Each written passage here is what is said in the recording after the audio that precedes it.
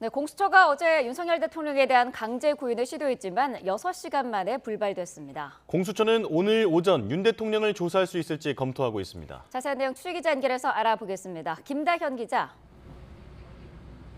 네, 고위공직자 범죄수사처입니다. 네, 윤 대통령 계속 공수처 조사를 거부하고 있는 거죠?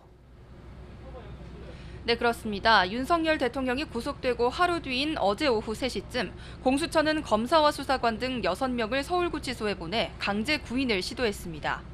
윤 대통령이 지난 15일 체포 당일을 제외하고 소환 조사에 연이어 불응했기 때문인데요. 그러나 윤 대통령이 강제 구인 시도에도 응하지 않으면서 공수처는 인권보호 규정에 따라 6시간 만인 어젯밤 9시쯤 구인을 중지했습니다. 피의자가 심야 조사에 동의하지 않으면 강제할 수 없기 때문으로 보이는데요. 윤 대통령은 오늘 있을 탄핵 심판을 준비한다며 변호인을 접견하고 있었던 걸로 파악됐습니다. 윤 대통령이 조사를 거부하면 수사에도 어려움이 많을 텐데요. 공수처는 오늘 오전 조사도 검토하고 있죠. 네, 공수처 관계자는 오늘도 윤 대통령을 조사할 수 있을지 검토하고 있다고 밝혔습니다.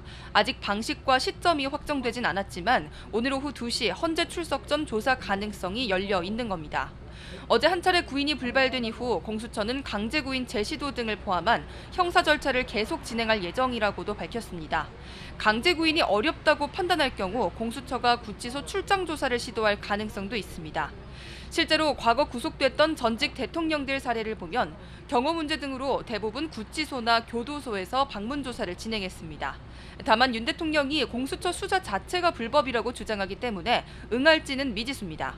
이럴 경우 공수처는 윤 대통령 체포와 구속에 성공하고도 대면 조사를 마무리 짓지 못한 채 기소 권한이 있는 검찰의 사건을 넘겨야 합니다. 공수처 계산대로만 본다면 오는 28일을 전후로 사건이 검찰에 넘어갈 가능성이 커 보이는데요. 대검찰청은 최근 공수처에 사건 송부 시점을 협의하자고 요청한 걸로 파악됐습니다. 지금까지 공수처에서 YTN 김다현입니다.